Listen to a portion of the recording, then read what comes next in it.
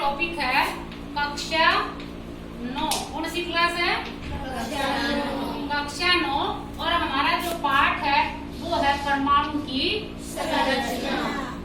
परमाणु की संरचना आज हम इसमें पढ़ेंगे। सबसे पहले हमें पता होना चाहिए कि जो परमाणु है वो क्या है। परमाणु क्या है? डाल्टन नाम के एक वैज्ञानिक हुए हैं, उन्होंने क्या बताया, हमारे आसपास जो पदार्थ हैं, जो तत्व हैं, वो सभी वस्तुएं पदार्थ और तत्वों से मिलकर बनी हुई है।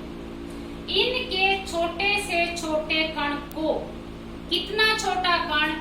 अविभाज्य कण, जिसको के हम आगे टुकड़े ना कर सकें, इतने छोटे कण को हम क्या कहेंगे? परमाणु। क्या कहेंगे? परमाणु। ये किसने बताया?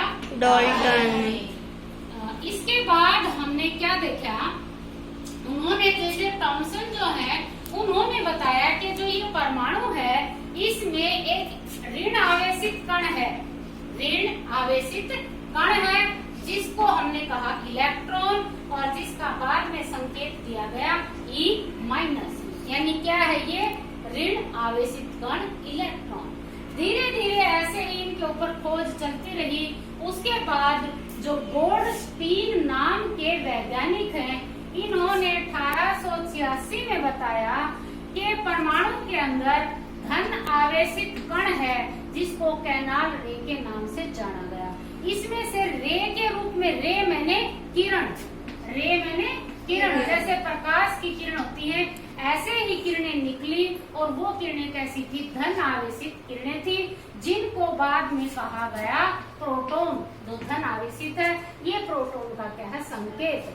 तो ये जो धनात्मक आवेशित जो किरणें थी इनको क्या कहा गया? कैनाल रे के नाम से जाना गया। इस प्रकार से विभिन्न खोजों के द्वारा पाया गया कि जो हमारा परमाणु है उसके अंदर 3 मूल कण हैं। कितने मूल कण हैं? 3 मूल कण है, जो है इलेक्ट्रॉन, प्रोटॉन, न्यूट्रॉन। इलेक्ट्रॉन के ऊपर ऋण आवेश, प्रोटॉन के ऊपर धन आवेश, न्यूट्रॉन के ऊपर कोई आवेश नहीं, यानी नील। यहाँ पर ये चीजें कैसे बताई गई, इससे पहले और भी कुछ बताया गया। जो रदरफोर्ड नाम के वैज्ञानिक थे उन्होंने क्या लिया? सोने की, सोना जैसे ये मैं पहने हुई हूँ, सोने की पतली पत्ती ली। क्या ली? पतली ये ली। इसमें से अल्फा कण ये होते हैं, अल्फा कण इस तरीके से लिखा जाता है। अल्फा ये धनात्मक होते हैं, और ये इनका जो परमाणु क्रमांक होता है हीलियम के बराबर होता है 2, और परमाणु द्रव्यमान होता है 4।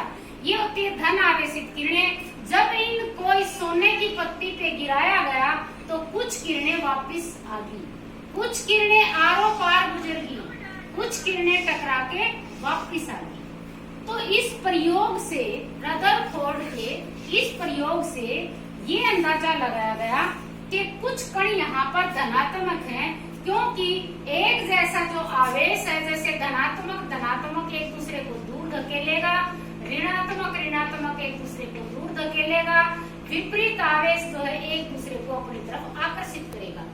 तो ये जो वापिस आ गई, तो इसका मतलब ये क्या है? धन आवेशित कण है। यहाँ से चली गई, इसका मतलब यहाँ पर क्या है?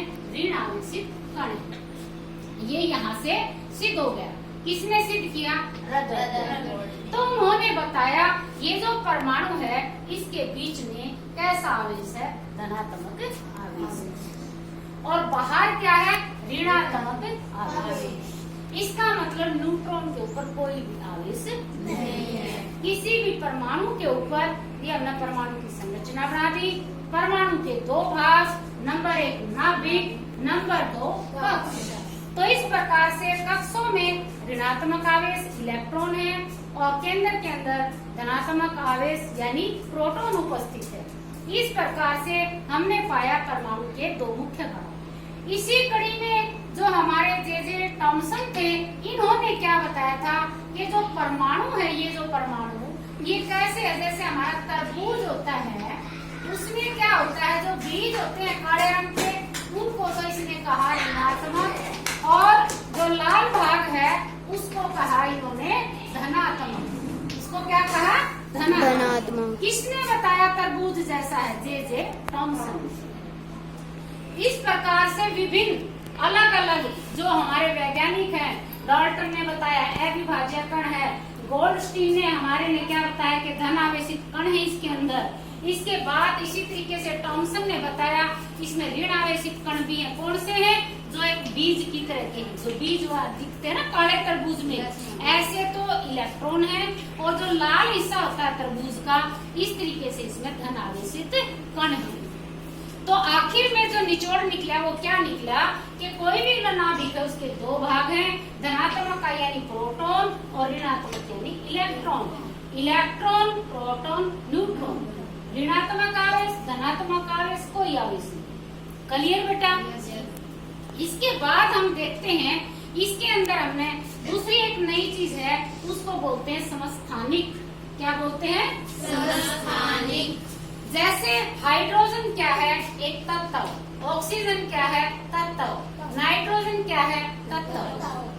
तो किसी भी तत्व का, यहाँ पर हम हाइड्रोजन का उदाहरण लेंगे, कोई भी तत्व जो एक से विभिन्न रूपों में पाया जाता है, जिसका परमाणु क्रमांक तो एक जैसा होता है, ये भी एक है, ये भी एक है, समान होता है, लेकिन द्रव्यमान उनका अलग अलग होता है।